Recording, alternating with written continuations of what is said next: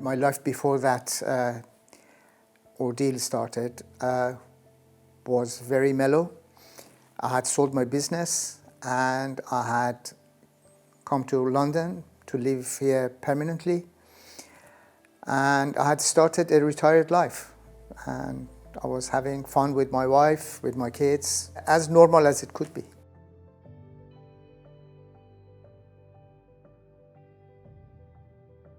My mom lives on the top of a hill, and I was just going down the hill. I reached the foot of the hill, and suddenly a car pushed in front of me, and 4 men got out. And shortly afterwards, I was given this paper, which was the order for my arrest. I can't remember exactly the wording of it, but it meant that I had taken part and I cooperated with the Israeli regime, and I was going to be interrogated. Then I was told to put a blindfold on and bend down and put my head on the lap of the person on my left, so that I lost orientation completely. I didn't know where we were going. Shortly after, we stopped and we entered a house.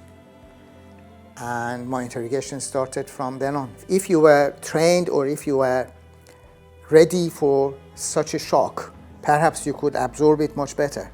But when you do not expect anything, it's like a lightning hitting on your head without expecting it. And you just get paralyzed and you don't know what to do.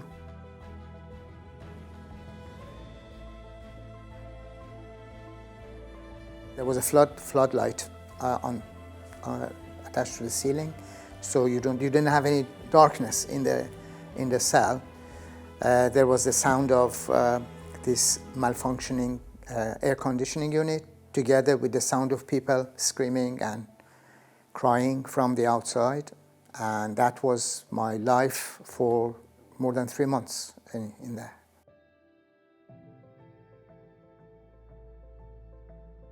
I reached a point, because of the intensity of the interrogations, lack of sleep. I felt that the way it was going, my family would be at risk. So I reached a point when I thought that in order to protect them, now that I cannot reach outside, I might not as well be. Therefore, I decided to commit suicide. I tried 3 times. That was the hardest time during all the nearly 5 years that I was in Evin Prison. It was only then, when I was allowed to ring my wife, and because she had an operation on her thyroid, I couldn't recognize her voice. And I had only 5 minutes time slot to talk to her. So I said, "Tell me something, because I don't believe it is you. I think this is a setup." And she said, "No, it is me." And I said, "Say something that only you and me know about it." And the thing that was quite common between the two of us only was that I used to call her by her nickname, which was the only non-mistake. So on the phone, she said, "The only non-mistake." Then I knew that it was Sherry. And I was really thrilled to have heard her voice. I was being told that I could stay there for 2 years, and they could then extend it for another 2 and another 2. So I had lost complete hope that I could see them again.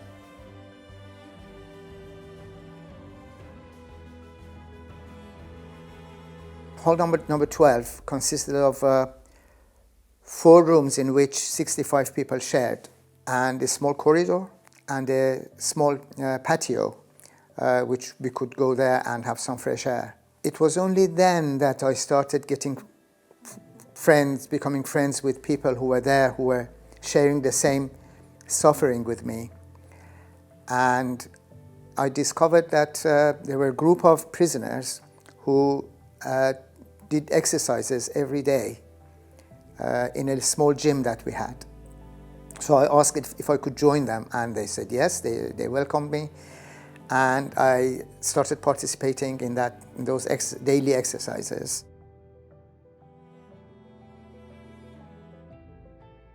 Well, at the beginning, I would go short of breath for about, before less than 10 minutes. But then I persevered, and it became 15 minutes, and then it became 20 minutes. And I have written down the dates, the minutes and the seconds, because I had a stopwatch. Somebody gave it to me. And I have written down exactly when, how long I did, until I reached a point that I ran for 2 hours non-stop. Then I was inspired. Physical activities is one of the ways that you can fight insanity. So I decided that when I'm released, even 5 years from now, that should have been released then, I would run the marathon, and also I would have a purpose in it, and that would be promoting social awareness for Hostage International and Amnesty International, who have been very helpful, extremely helpful, and they played a big part for my release.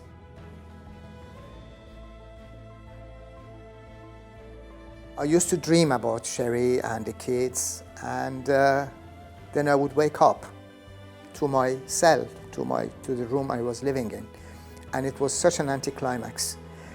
So I got used to waking up to that horror. When I returned, especially the first night and the following nights, I used to wake up in the middle of the night, and Sherry was sleeping beside me, and very gently I used to go and touch her hand, trying not to wake her up, to see if that is real, that is true.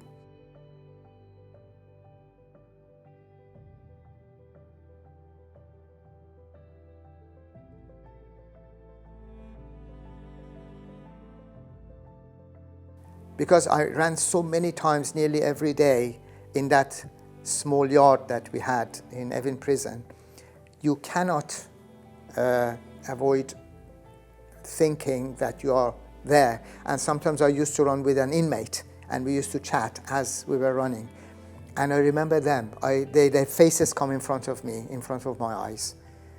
It's a very strange feeling that they are still there, left behind, and I'm so privileged to be running in Greenwich Park. You have to fight with yourself to try to justify it and say to yourself that, look, don't feel guilty, it isn't your fault, but you can't do anything about it. They are still stuck there. It is not so that if I run London Marathon on 2nd of October, then the book is going to be closed. In fact, the book is still open. Life is not going to go back to the pre-arrest period. Life is surely going to be different from the time of my release onwards. I'm going to let my friends, the ones I left behind, to know that they are not forgotten, and I will remember them, and I will persevere towards, I will do anything for their release. If I cross that line, I think 3rd of October will be lying in bed, taking a rest, and having some, perhaps going to a journey with Sherry and having some fun.